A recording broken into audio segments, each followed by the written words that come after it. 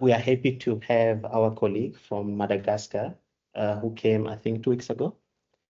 Yes, 2 weeks ago. 2 weeks ago in I won't be long in the introduction. I'm just going to go straight forward to introduce him and then give him about 80 minutes or 40, depend, for presentation.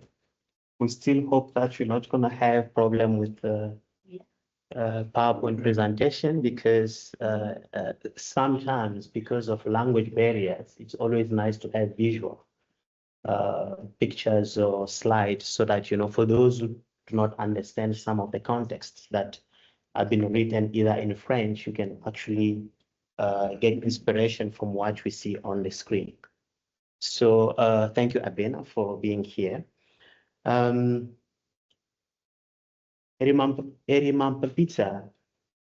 Rarivomanantsoa, I hope I pronounced the name well. This is the Malgache name. Yeah. Rarivomanantsoa is a PhD and also an associate professor of bioethics at University of Antananarivo in Madagascar. He served and he held the UNESCO chair in bioethics and applied ethics. And he serves also as a director of the Center for Bioethics and Applied Ethics, as well as a chair of the Research Ethics Committees. His work focuses on ethical dimensions of the science, technology, and artificial intelligence, particularly in relation to African epistemology and local governance. Through national and international collaborations, he promotes the development of ethical framework that bridge the universal principle and local reality with the aim of strengthening the responsible innovation and decision-making in Madagascar and across Africa. So on this note, I'm going to leave the floor to Herimampita to speak a bit more on his work. And then after that, we'll open the floor for question and answer. Thank you. The floor is yours. Thank you, dear colleague. First of all, I'd like to address my thanks to the UMA team and all the people who are here. My first language and my scientific language is French, but I tried to do my best with English, so just forgive me for some of us you maybe not understand. So, this reflection builds on my research journey, which began during my master's and doctoral studies, and has continually focused on ethical issues, particularly those emerging from contemporary challenge, demanding a depth moral analysis. The creation of the Center of Bioethics and Applied Ethics was a decisive step, enabling me to initiate and lead discussions on bioethics and applied ethics, a field still underexplored in Madagascar. Through the center, we organized scientific events that fostered dialogue, collaboration, and the establishment of both national and international partnerships. In this context, I created the Research Ethics Committee to promote sound ethical practices within the university. With the support of training from specialists at the University of Quebec in Rimouski, and thanks to collaboration with UNESCO, I was honored to entrusted with the UNESCO chair in bioethics and applied ethics, which I now head. These initiatives have given me not only deep understanding of internationally recognized ethical principles and normative frameworks, but also an acute awareness of the need to ground ethics in local realities. Ethics cannot remain purely universal it must be culturally and institutionally rooted to have lasting impact. With this conviction, I have organized conferences on AI ethics as part of World Philosophy Day, IFM Digital Month, and United Nations Day, raising awareness of the ethical challenges posed by AI. At the heart of my project lies the link between universal principles and local context, a link that defines my entire approach from human rights to bioethics and the governance of AI. Awareness raising and contextualized training are, I believe, essential to building ethical cultures and regulations that truly serve societies like Madagascar, where ethical reflection is still emerging. Having outlined these institutional and intellectual foundations, I now broaden the lens to consider the continental context in which this reflection takes place. Building on the institutional foundations and awareness raising described above, we first examine the international instruments and ethical frameworks that currently shapes AI governments worldwide. Understanding this global reference clarifies the formal standards available and highlights gaps that have direct implication for Madagascar. Recent comparative research by Halima Brahmi and al. On the East African Journal of Information Technology examines code of conduct and normative frameworks from 11 international actors, including Asilomar, OECD, UNESCO, the European Union, China, the United States, and major technology firms, to assess possibilities for a universal ethical reference for AI. The study's principal finding is striking. None of the surveyed frameworks originates from the African continent, revealing a significant epistemic lacuna despite Africa's growing engagement with AI innovation. The authors identified 31 recurrent ethical principles, for example, safety, transparency, robustness, explainability, fairness, accountability, privacy, human dignity, diversity, sustainability, education, innovation, and non-harm, and applied multiple correspondence analysis to group this principle into 6 overarching categories. This clustering yields a compact ethical reference structure that captures both convergence and variance in global ethical priorities for AI. The ranked categories show clearly priorities.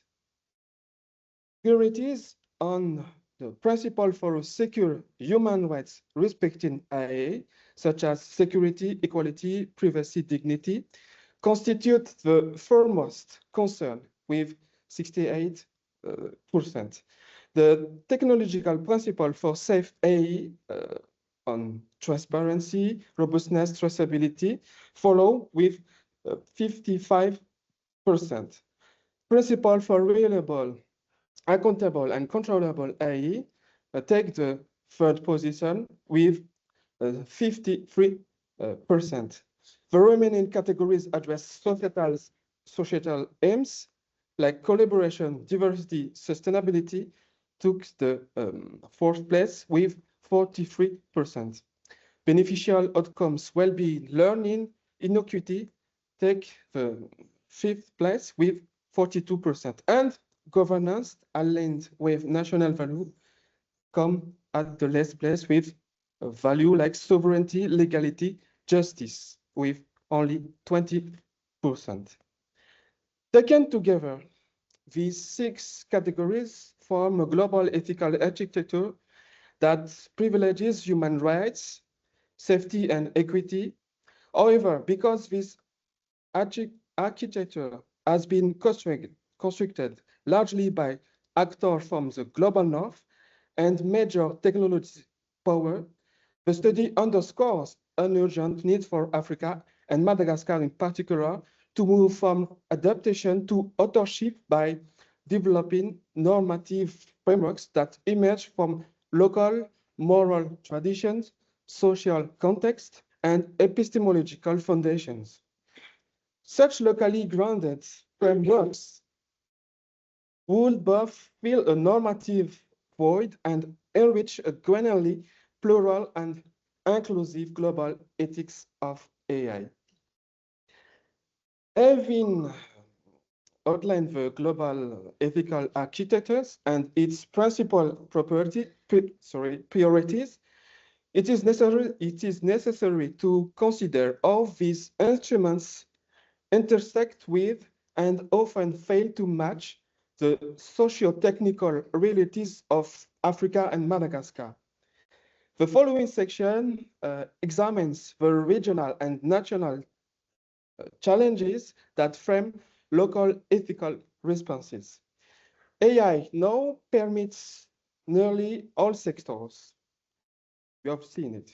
From healthcare to agriculture and education, reshaping societies with unprecedented speed. Yet this rapid expansion raises critical ethical issues, algorithmic bias, data protection, unequal access, and the risk of reinforcing discrimination.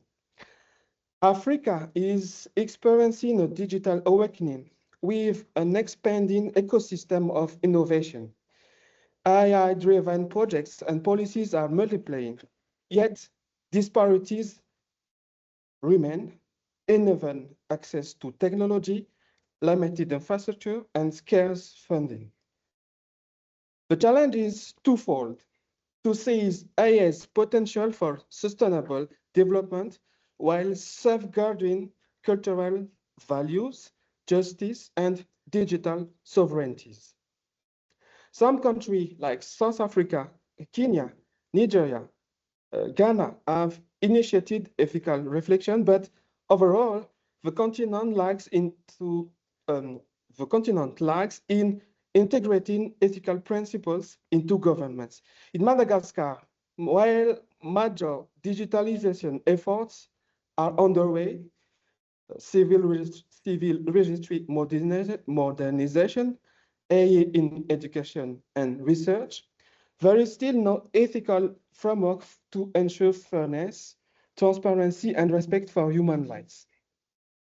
This gap, exposes us to real risks: privacy violation, importation of ill-suited foreign systems, unregulated social impacts, and marginalization of local knowledge.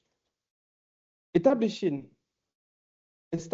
an ethical framework is thus indispensable, not to slow innovation, but to orient it toward justice and responsibility. From this diagnosis of regional and national challenges, it is essential to examine how international instruments currently frame ethical debate on AI and what lessons they offer for Madagascar.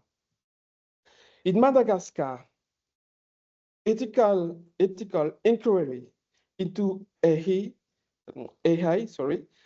unfolds along two inseparable lines. First, there is the absence of institutionalized ethical culture. Training and awareness are still limited, and ethics has yet to be integrated into public and academic structures. Second, there is the rise of AI-sensitive areas like health, education, governance, without established moral benchmarks. In fragile institutional setting, such gaps 18 risk. Here, the principle of human dignity, a cornerstone of human rights, must guide AI deployment. Technology should uphold autonomy, prevent harm, and contribute to the common good. Yet, ethical standards designed in northern contexts may not align with southern realities. Can Madagascar simply adopt these frameworks, or must it reinterpret them through its own moral traditions? This presents both a practical challenge and a strategic opportunity because Madagascar must cultivate an ethical culture while developing an AI ethics framework tailored to its social and institutional context, thereby converting structural vulnerabilities into source of context-sensitive ethical innovation. We therefore need to move beyond the mere application of imported norms and toward the creation of new paradigms and epistemologies of the source, ethical model that integrate African values and world views rooted in local meaning and relationality. And to illustrate how these abstract reflections manifest correctly, let us consider a field where AI's promise and ethical dilemmas vividly intersect. It's the education. The education sector vividly, as I said, illustrates the ethical complexity of AI. Adaptive learning platforms, automated correction systems, and natural language processing tools are gaining ground. They promise improved access and efficiency, but they also raise profound ethical concerns about data privacy, fairness, and cultural sensitivity.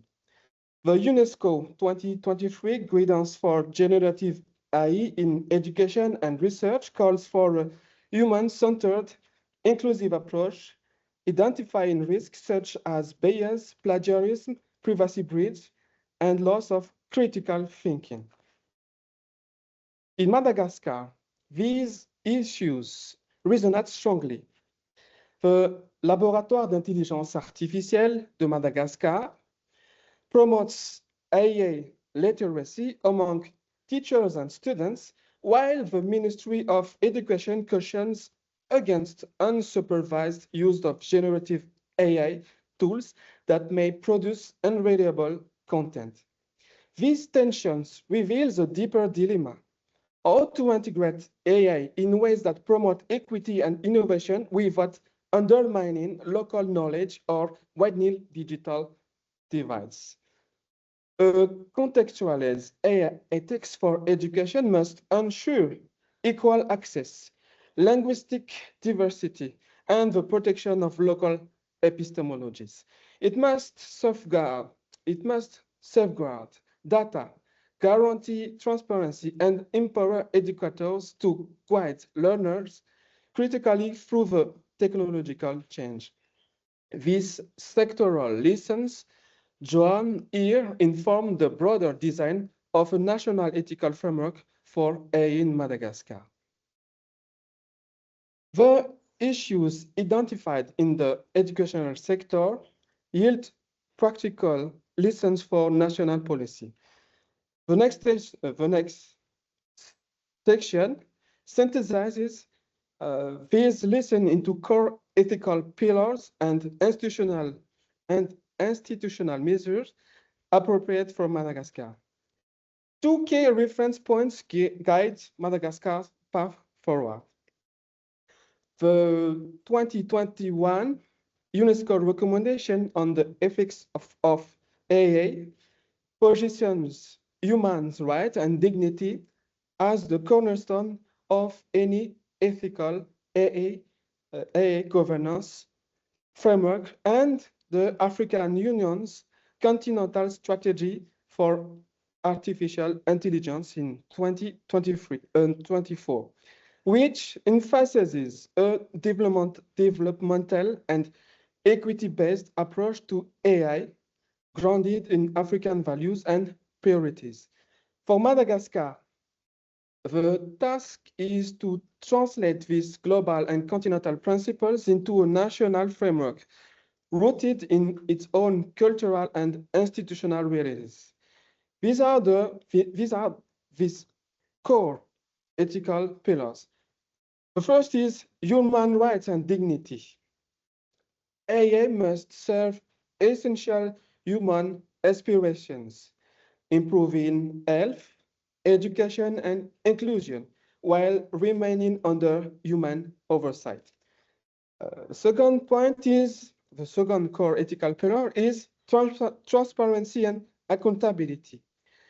AI systems must be explainable and auditable because citizens must have control over their data.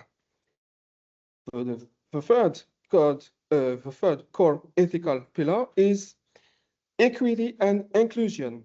Technologies must address social and gender disparities, operate in a local or indigenous languages, and adapt to rural realities. Data protection and sovereignty. Madagascar's existing data protection law from 2014, and the CMIL, it's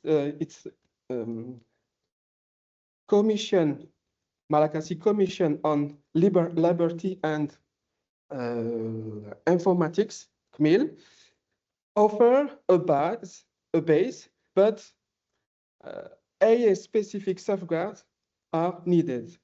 And the last core ethical pillars is the cultural and environmental orientation.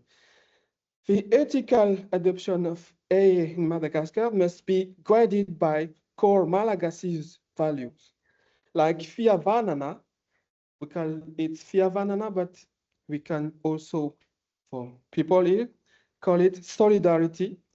Fifanadzana, respect or mutual respect, and Asana, sacred dignity, which together with harmony with nature form the moral foundation of social life and should inspire technological innovation. These hybrid frameworks merges universal ethical standards with Malagasy socio-cultural foundations, forming not merely a policy adaptation, but a distinct ethical paradigm of the source, anchored in solidarity, justice, and respect for human and ecological dignity.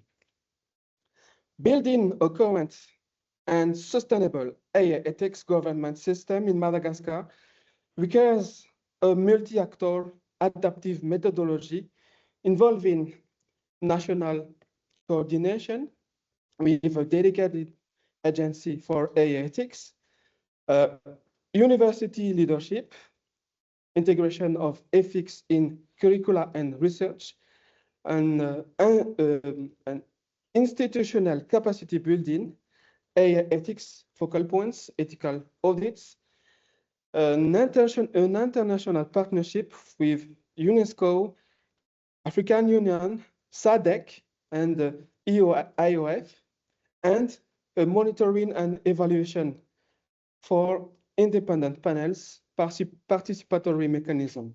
From this national perspective, it is important to situate Madagascar's reflection within the wider movement of decolonizing AI ethics emerging from the global south. While national measures are indispensable, any durable frameworks must also be understood within the broader intellectual movement of the global south.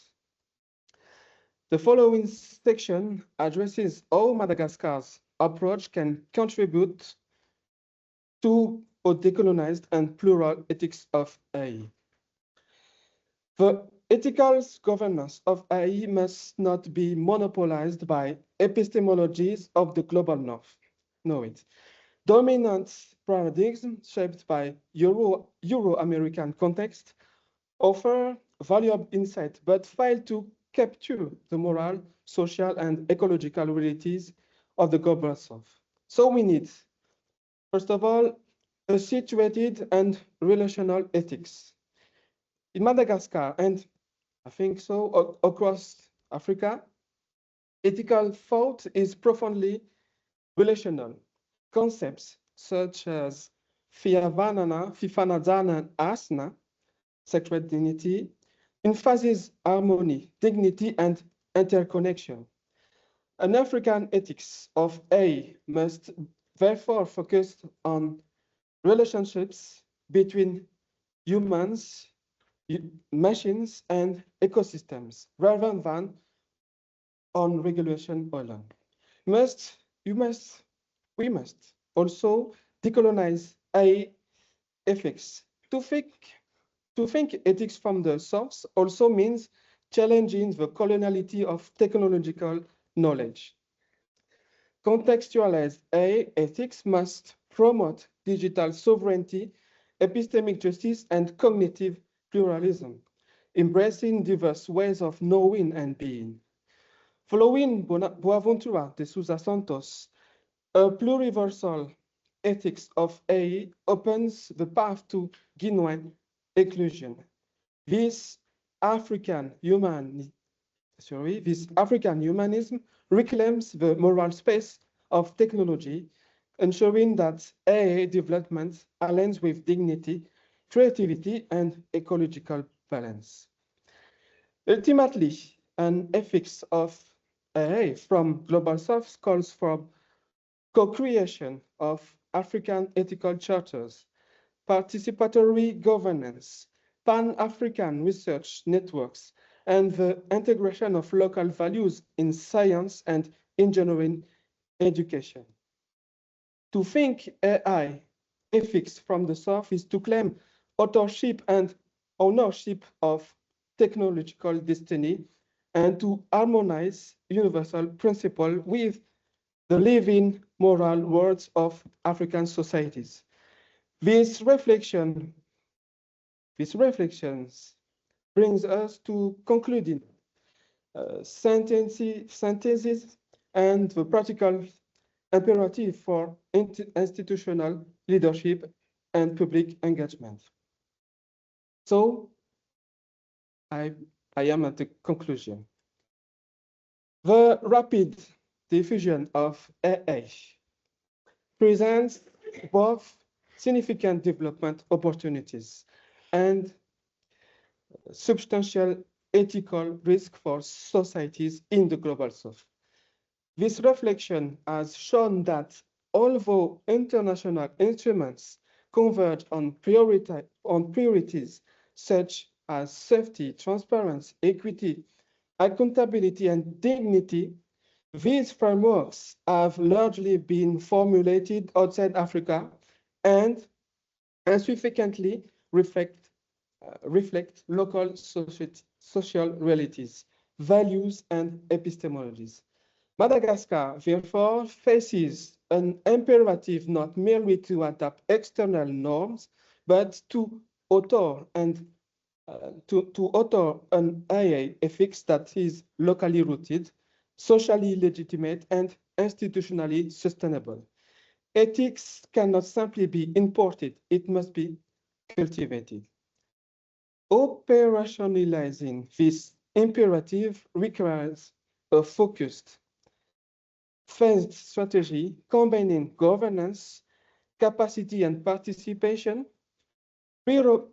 Priority actions include establishing clear legal and governance mechanisms that operationalize human rights principles for AI, investing in sustained capacity building across universities, public administration, and civil society, creating inclusive participatory norm-setting processes that involve communities and marginalized groups, strengthening data protection, digital sovereignty, and independent audit mechanisms, and supporting locally driven research and evaluation to inform iterative policy learning.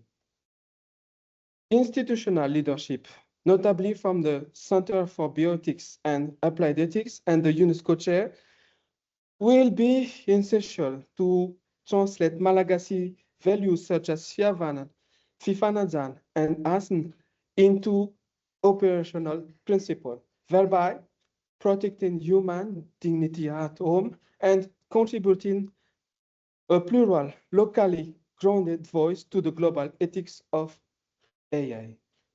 Thank you.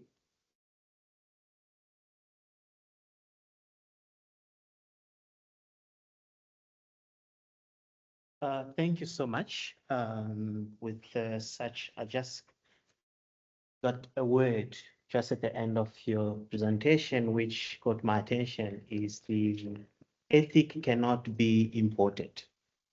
I think for me, that tells a lot. There's a lot that we need to grapple with here in terms of what we need to understand and all that. But first, I won't pose a question. I would like just to highlight a couple of points that I got from the presentation so that, we can stimulate the conversation, and also asking people to pose questions on issues that they feel like, they need to step in.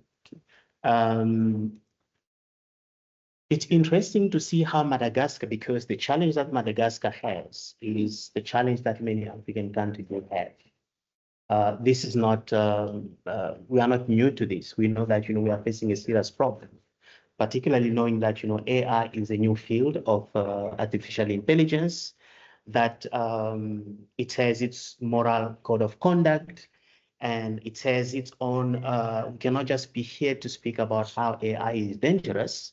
We should also acknowledge that, AI is a tool that we use to enhance either our knowledge and do what we need to do. What I know is that by 2050, 1 out of 5 persons will be an African. That tells you the challenge that Africa will face in the near future, particularly in terms of AI, if we do not invest. And I think one of the last points that you mentioned here is the idea of university. And we know that university is the custodian of knowledge production. Now, failure to do what it has been mandated to do, which is to train, to educate it, to make sure that, people understand or people acquire knowledge, then we might fall into something that, we might all regret. But there's one point that also you mentioned in your presentation about the epistemic lacuna. Beside Africa being at the forefront on producing data, it's quite important for us to bear that in mind when we're asking some of the questions.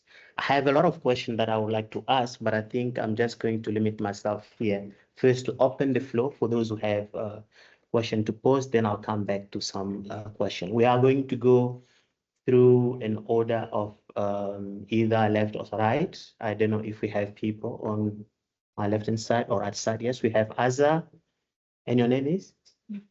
Nico. Yes, Aza, Nico, Sarin, welcome. Yes, okay. Then, yeah, so we have 1, 2, 3, 4, 5. Yes, for this round. Yes, Aza, you may start.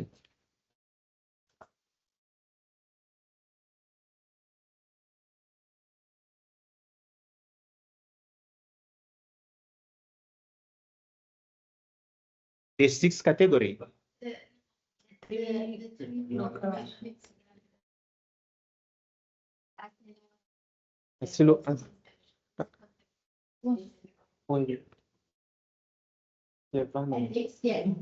you can just elaborate more on that, and I mean, I feel that they didn't get what they deserve in the presentation, so I would really like to, yeah, just give me the floor to elaborate for us more on that. Okay. Do you want us to take the questions or do you want to respond to one? Can we take a couple of them? Yes, maybe in French, but is it possible to respond in French? Yeah, you can speak in French. Yeah, I can translate. Yeah. Okay. Then second question. Yes. Hi, everyone. Good afternoon. I'm from Seoul. I think my question is a little bit two-folded, and I don't know if I'm gonna go into the right direction. But first of all, thank you for your presentation and your reflection on, the Madagascar experience in terms of, the evolving of artificial intelligence. My question is with regards to, you do mention the AU Continental Strategy on AI and the recommendations by UNESCO of 2021. And these kind of policies and documents are adopted at a very, multilateral level where member states adopt the resolution that was supposed to be. I don't know if someone's going to translate because this question is pretty loaded. Okay. So my question is, and you mentioned, the role of universities and the role that we play as institutions for bridging that divide or bridging that gap. When we look at the continental strategy and the fact is that it really, asks of member states to abide by, do you think that there is space within the university context for us to contextualize that into the academic framework to ensure our policies on AI and the usage of the ethical use of AI aligns with the UNESCO recommendations? Because it's pretty broad, as well as the AU continental strategy. I think South Africa, in our context, we have a very different view of AI and the way we use AI compared to how Madagascar is viewing AI. But yeah, I think that is, do we have the room? Do we have the fiscal capacity, as a country, as an institution, to implement those recommendations? And if we do not, what can we do to make sure we are adhering to at least those two policies that guide the ethical uses of AI? So that was loaded, but I do hope that I do get a chance because this is the question that I've been sitting with for the past couple of weeks. We just had the AI conference in Africa, and no one really addresses this thing of like, where is everybody just wants us to do, and implement it, but no one really addresses the significant less of resources and infrastructure that. Anyway, that's my query question. Okay. Thank you. Tu peux répondre aux deux? Je vais répondre aux deux. Okay. Okay. Merci pour les questions. Okay, it's going to respond to the two questions and then we'll move to the other question. Thank you for the questions. Thank you for the question. I see nous avons ces piliers de la réflexion éthique qui commencent à émerger à Madagascar. The pillar of notion of ethics start now emerging in Madagascar. Et ce sont des valeurs proprement donc malgaches. These are values typic for people from Madagascar. À Madagascar, nous avons, malgré une diversité linguistique, un fond culturel commun. Okay. Beside the cultural challenge in Madagascar, they have what you call a common goal. Et parmi ces valeurs communes, nous avons commencé à identifier avec la chaire UNESCO. Amongst those common goals, they've identified some of the key points that align with UNESCO. Qui sont justement le Fiavan. Which is Fiavan. Okay. Yeah. Que j'ai traduit en solidarité. Okay. Fifanadzan, que j'ai aussi traduit par respect, mais aussi respect mutuel. Okay, so there are concepts, I think these are concepts from Madagascar. I think some of the concepts are there, which translate into what we call solidarity and working together. It's almost like, conviviality of how people can work together. These are the concepts that they use in Madagascar in order for them to reach to the question that was asked, yes. Mais parmi ces piliers culturels, le ASN pourrait être aussi cette valeur qui se rapproche le plus de dignité humaine. Beside this, there are also other values that are close to the human dignities. Le ASN donc doit avant tout être préservé. Ce n'est pas simplement le fait de, comment on va dire ça, traduire cela dans l'implémentation, mais il faut aussi le vivre et nous sommes en train de construire Okay. tout ça. It's not about translating it. It's about the lived experience, living it. Live the what you call the concept that is spoke about here. If I may divert a little bit, almost like the concept in South Africa speak about Ubuntu. So it's a concept that they understand. You need to live it in order for you to understand to understand AI, because they work with those type of concepts. Okay. Et justement, ça ne concerne pas simplement les êtres humains, mais ça concerne également tout ce qui entoure l'être humain et la compréhension même de cet environnement. On va dire aujourd'hui écosystème, c'est vraiment cette compréhension pleine de notre rôle sur Terre et des relations que l'on doit avoir. Yeah, this does not only concern human, it concerns everybody. It's about the ecosystem where everybody is included. Yeah. Et c'est pourquoi j'ai ce sentiment que ça pourrait aussi avoir un impact sur tout le continent, parce que c'est forcément quelque chose qui appelle à se comprendre à partir de ces bases communes. Okay. He said that, this could actually have an impact, not only in Madagascar, also on the African continent, particularly using that concept.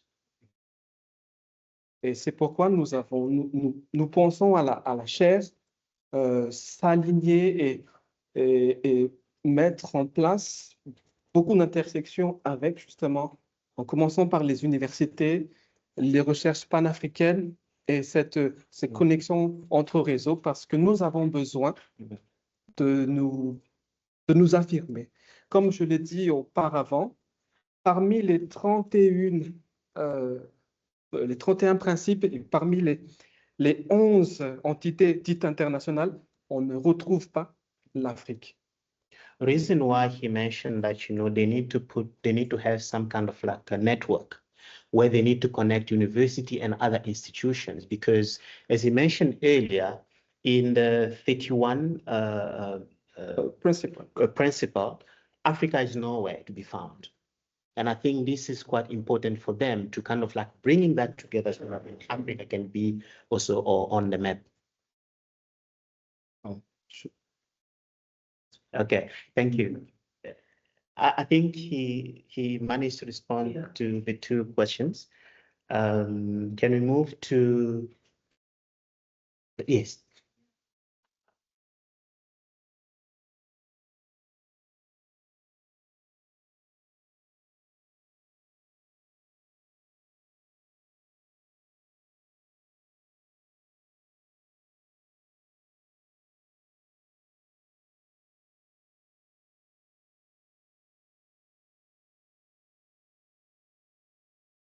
It's often at odds with we live in very capitalistic, market-driven societies, and so I'm curious how well integrated these concepts already are in policy and law, not just in the sort of shared moral conduct that we have with one another, but absolutely that you can go back to the law and say, well, actually this is not important for anyone in this concept.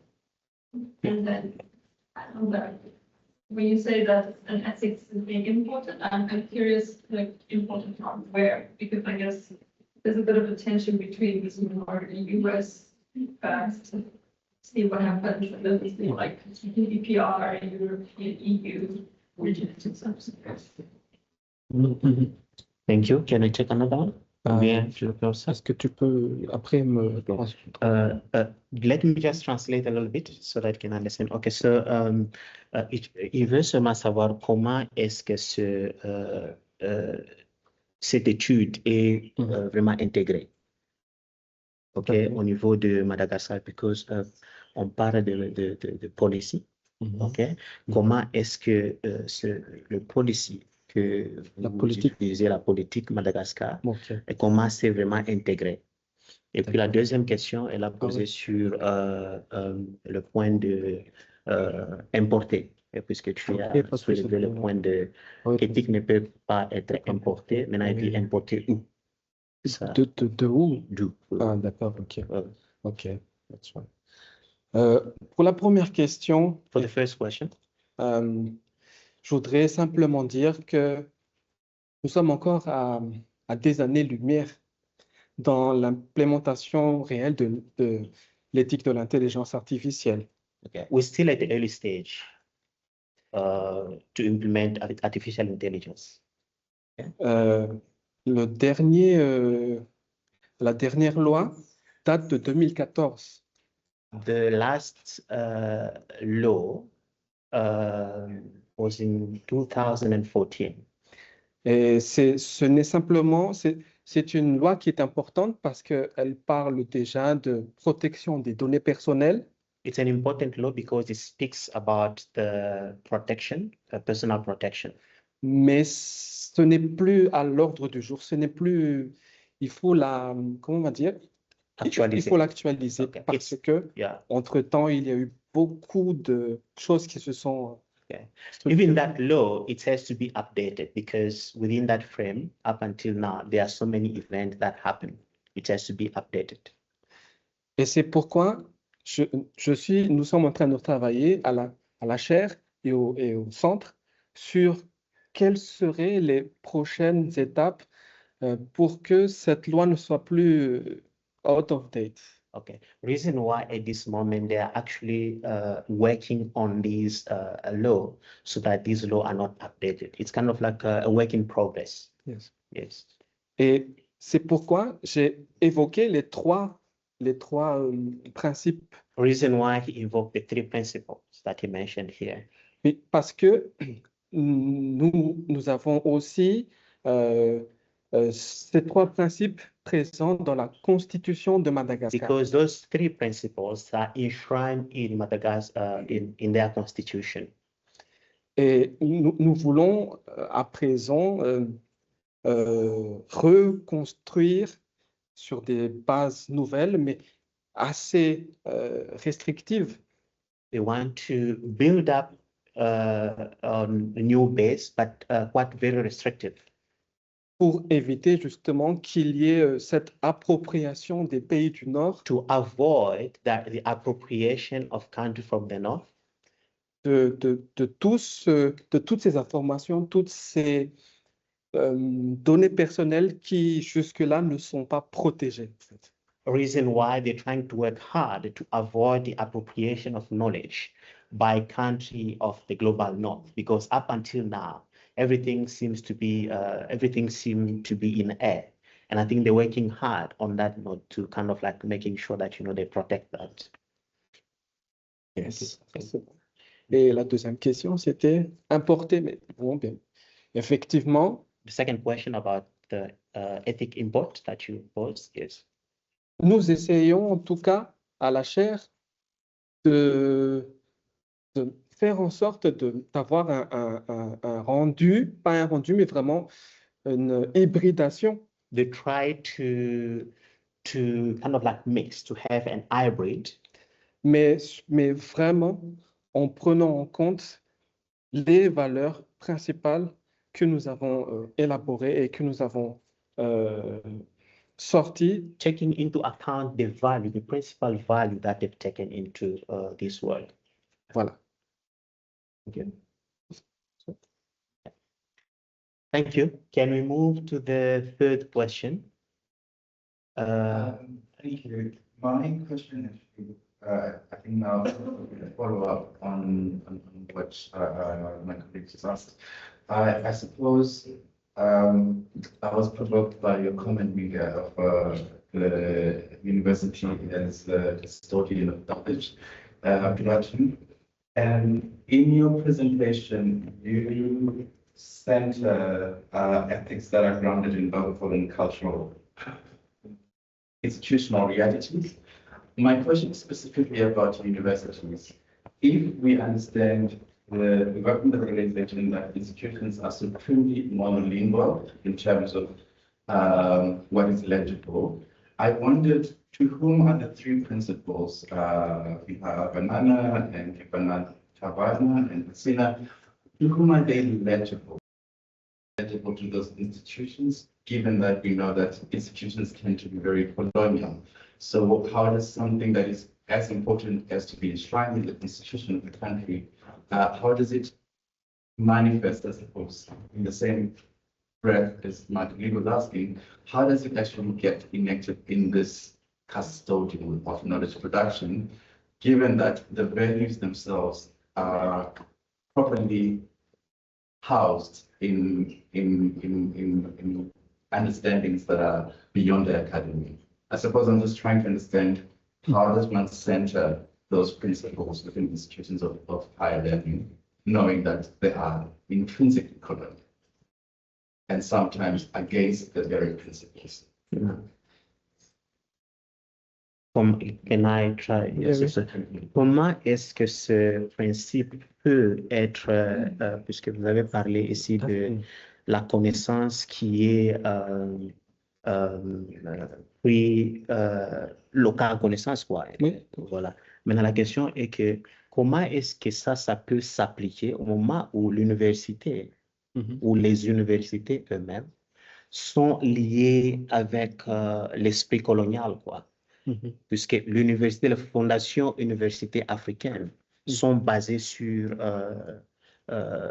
l'esprit colonial. La connaissance, ce n'est pas la connaissance locale, mais c'est la connaissance extérieure. Maintenant, comment est-ce que le principal, le données que vous avez mentionné ici peut vraiment être fait dans ce contexte? D'accord. Où nous dépendons de l'université ou de la connaissance qui n'est pas africaine. Je vais parler peut-être de Madagascar. Oui, oui. He's going to speak about Madagascar. Nous avons donc connu en 1960 l'indépendance. In 1960, that's when Madagascar got independence. Nous avons ensuite repris des Français tout ce qui est la construction d'une nation. And they've adopted French and everything that has to do with construction of the state of the nation. Nous avons repris donc. They've taken it back. Yeah. Nous avons repris tout ce qui devait être repris concernant notamment notre identité culturelle. Ça a commencé par se réapproprier notre langue. Okay. At that particular time, they've actually tried to take back their identity and to appropriate their language, for instance, their identity, their culture as well. Yeah. Et nous avons petit à petit remplacé les coopérants français. Slowly, gradually, they were actually replacing everything that has to do with French. Aujourd'hui, nous avons donc, en 65 ans, nous avons à la tête de nos institutions uniquement des Malgaches. Now, after 65 years, they have on each institution a son of the soil or a daughter of the soil. It's no longer a colonial person who represents some of these institutions. Très bien. Mais But au regard de ce que nous avons aujourd'hui, le problème pour nous n'est plus la colonialité ou notre rapport avec l'ancienne puissance. Notre problème aujourd'hui, si je dois être clair, c'est vraiment le manque d'investissement qui est fait à la recherche. Today, the problem is not about coloniality. It has to do with investment. And it has to do with how much the investment has been put in research. C'est aussi pourquoi nous avons créé cette chaire, parce que c'est à travers cette chaire et ces laboratoires que nous pouvons continuer à produire du savoir. Reason why they've created this organization or this chair to actually deal with some of these issues and to not fall, you know, to kind of like not fall back to where it was, to continue the good work. Mais si nous avons cette chaire UNESCO, ce n'est pas simplement parce que nous allons recopier ce qui a été fait, ce qui est demandé, ce qui est recommandé, mais nous sommes là pour réfléchir vraiment sur ce qui pourrait être implémenté pour Madagascar vis-à-vis, en prenant en compte les valeurs que nous avons mis en place. Using UNESCO doesn't mean that, you know, they have to copy what has been written by UNESCO. It's about using that framework, but using that framework to reflect on cultural and local value and build what they have to build. So the UNESCO is more kind of like a framework, but it doesn't mean it's a copy and paste, but they just use that model to kind of like incorporate their indigenous knowledge into that. Yeah, is that? Thank you very much. Thank you. Okay. Before we are actually over 6 minutes, yes. We have Fanid. Before we go to Fanid, do you mind if we can read the question online? We might have time. Let's see, we can apologize for being late. Conversation. Yeah. Thank you. Okay.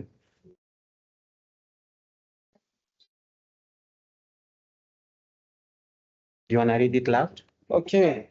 Thank you, Tsilav. I see. Thank you, Herimampita, for your presentation and research highlighting specific Malagasy context. You talk about three concepts: Fiavanana, Fifanadzana, Asana. Practically, how can these concepts be integrated, translated into a ethical policy framework? Could you give an example? So I think that question came already. They've responded to that question. Yeah. Yeah. No, thank you. Who posed the question? Let me see. Someone from Madagascar. Oh, okay. I know this one. Yeah. So thank him for his question, but okay. No, thank you so much. I think thank you so much for your brilliant question. You know, can you see the connection between your question and what we have on online? So we're just gonna move to Fanny. If you can be brief, you can respond or not. Well, yeah, you can pose it in French.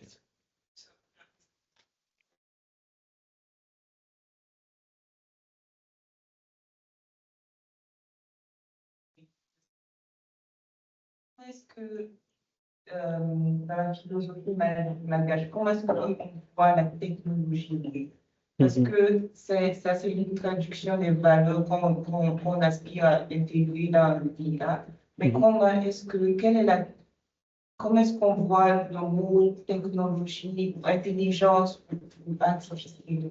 Effectivement. Comment est-ce qu'on peut traduire ça? Parce que ça rejoint aussi la question de mon collègue qui dit est-ce qu'on ne fait pas quelque chose pour relister ce genre d'institutions-là? Et moi, je suis intéressée aussi par le fait qu'on a été, il y a eu un génocide épistémique.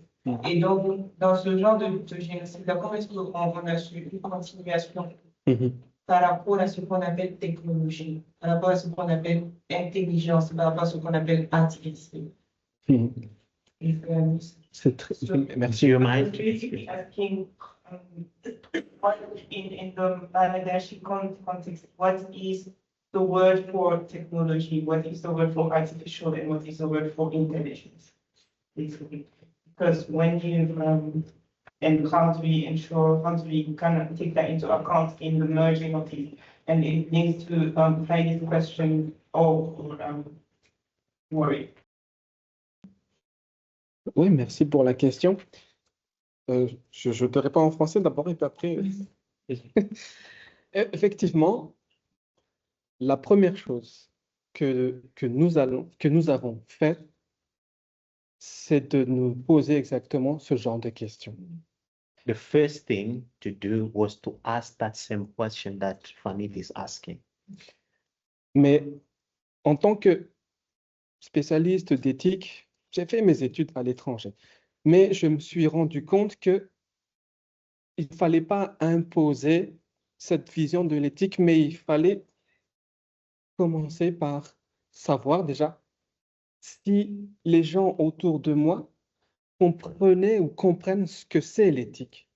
Even though his work is in the global north, but I think he didn't want to impose anything, but what he had to do was to look around if people understand the word ethic. Am I right? C'est ça. C'est pour ça que j'ai dit que ce n'est pas quelque chose d'importé. C'est quelque chose, l'éthique devrait être un état d'esprit qui doit émerger de la connaissance mutuelle et le respect mutuel, le fifanatsa, et du respect du asn, cette dignité sacrée que nous avons tous en nous et que nous partageons et qui fait que nous sommes un. Say that ethic is almost like, a state of consciousness that people embody in order for us to understand each of us using the three concepts. Maintenant, la question de l'intelligence, nous sommes en train de mettre en place une étude qualitative et quantitative pour savoir ce que les Malgaches comprennent par intelligence. Now they're putting research, qualitative and quantitative research, to understand how the people understand artificial intelligence. Intelligence d'abord, mais artificielle, ça aussi c'est encore dur, même pour les académiciens qui sont justement malgaches. Au sein de l'Académie malgache, on a encore des problèmes à définir ce que c'est artificiel. I think here it's a similar stuff that we are dealing here in different countries where even academia struggle to understand the word. We have intelligence, then we have artificial. The combination of two actually create a lot of dilemma in how people perceive it. So it's quite an issue for many of us. Yeah. Et c'est aussi la deuxième partie de l'étude qui est maintenant de savoir comment est-ce que on pourrait comprendre l'intelligence artificielle. Parce que il faut savoir aujourd'hui que peut-être que je suis écouté à Madagascar, notre président, il a dit que ce qui se passe avec la génération Z, c'est l'intelligence artificielle qui est derrière. So for those who have to go, I think we can, but this is just, we can actually carry on with the conversation. I would like to close the session first, then we can carry on with the, sorry?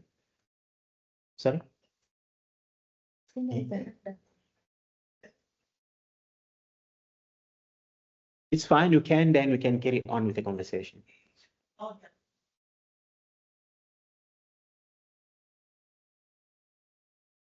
Bye.